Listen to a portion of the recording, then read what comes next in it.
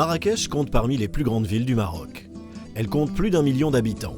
Son centre-ville historique, la Médina, est reconnu comme patrimoine mondial et est sans doute la raison pour laquelle Marrakech est surnommée la perle du Sud.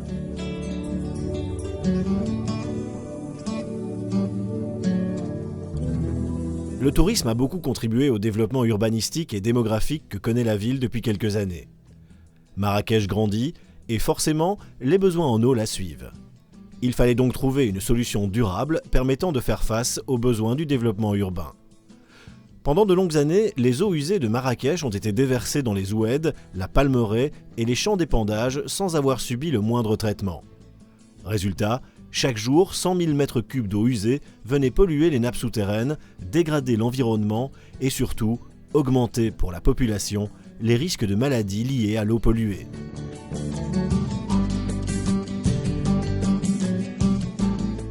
Le projet s'intègre dans les directives de Sa Majesté le roi Mohammed VI, dans les directives du gouvernement qui est le Maroc vert. Dès 1998, la RADEMA a pris la problématique à bras-le-corps et a concentré ses efforts sur l'assainissement liquide dans la région.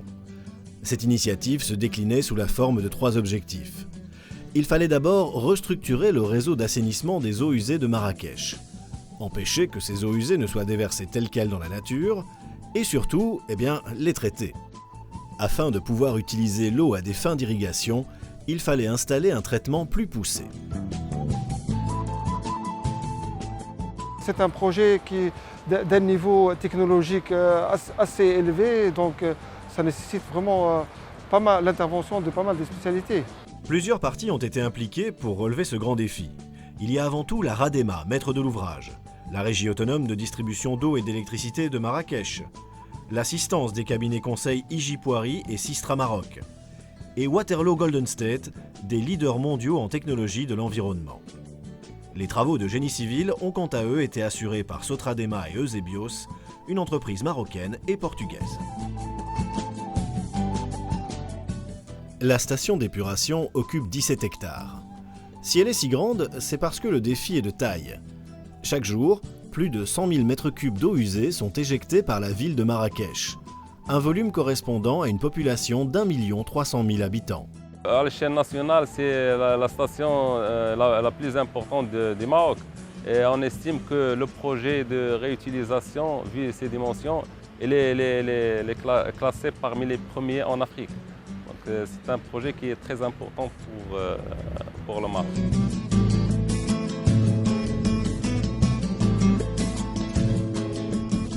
La première phase du processus d'assainissement d'eau comprend notamment un pré-traitement des liquides.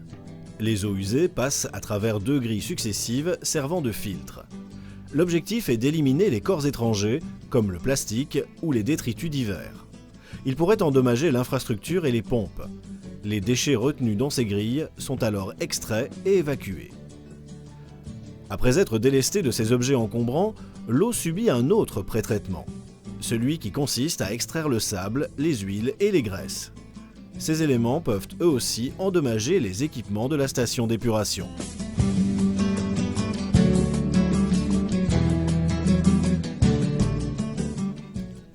C'est alors que commence le traitement de l'eau à proprement parler. Les eaux usées sont dirigées vers les bassins de décantation primaire.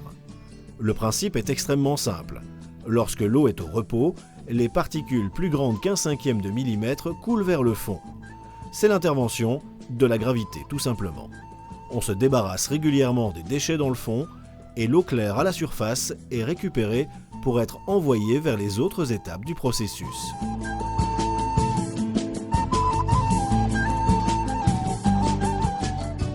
Après avoir quitté les bassins de décantation primaire, les eaux en cours de traitement arrivent dans la chambre de répartition. Elle sert de zone d'aiguillage et envoie l'eau vers le réacteur biologique.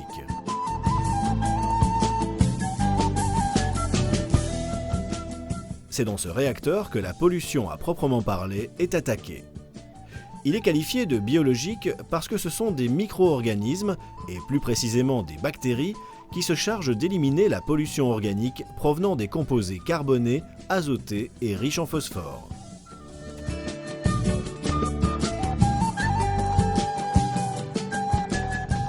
les bactéries, les micro-organismes, c'est un peu comme nous.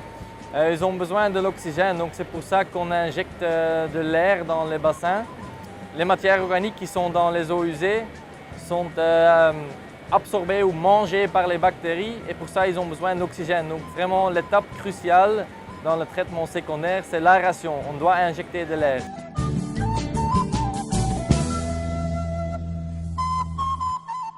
Après ce bain de boue purifiant, l'eau traitée retourne en terrain connu. Une nouvelle série de bassins de décantation, secondaires cette fois. Le principe est similaire à celui de la décantation primaire. On sépare l'eau purifiée de la boue activée.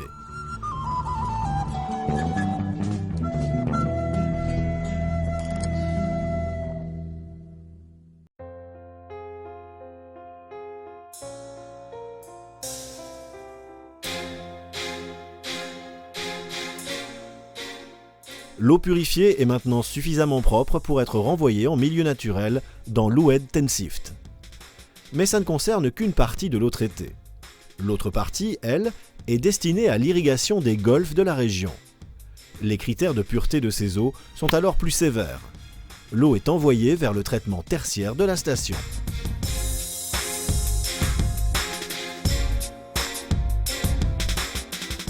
Malgré les différentes étapes déjà traversées par l'eau pendant tout son cheminement, il reste des matières en suspension à éliminer. Ces matières en suspension sont coagulées, ce qui assure l'efficacité de la prochaine étape, la filtration sur sable. Les matières en suspension sont éliminées en passant à travers des filtres qui sont en fait des lits de sable. L'eau ressort du système tertiaire pour être désinfectée avec deux systèmes, un système ultraviolet et en complément un système de chloration comme de l'eau de Javel qui permet de désinfecter l'eau et de la réutiliser sur les golfs en irrigation.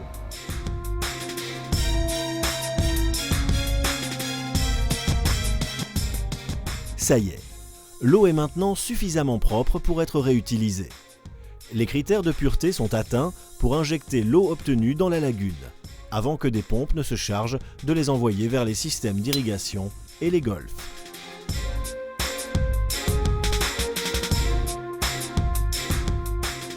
Revenons maintenant à la boue obtenue, rappelez-vous, à la fin de la phase secondaire, celle récoltée au fond des bassins de décantation. Tout n'est pas à jeter. Cette boue cache un potentiel très précieux, de l'électricité. La boue organique obtenue après la phase secondaire est digérée. Concrètement, cette boue est décomposée par des bactéries. On obtient ainsi du dioxyde de carbone, mais surtout du méthane, un biogaz.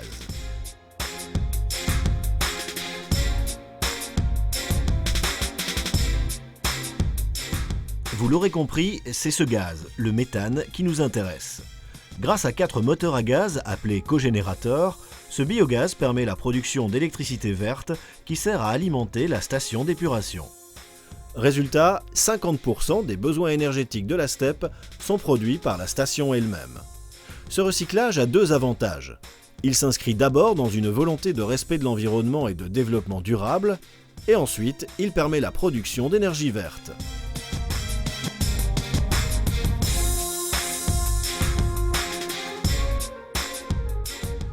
Le reste de la boue, maintenant déshydratée, est prête pour être envoyée à la décharge.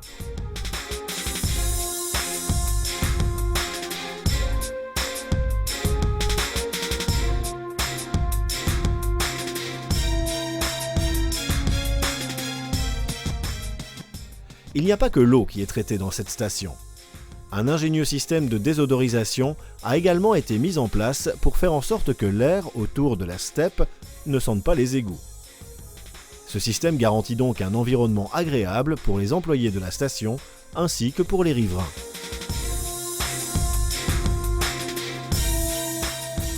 C'était déjà l'objectif d'avoir une station qui est la plus intégrée dans son environnement, surtout tenant compte un peu de sa localisation, un axe routier, une zone industrielle, une zone d'habitation qui est à peu près à 500 mètres.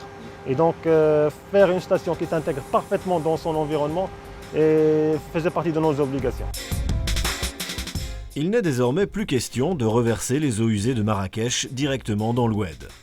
100 000 mètres cubes d'eau sont traités chaque jour pour garantir une politique responsable et durable. La station accompagne la ville dans son développement urbanistique et touristique.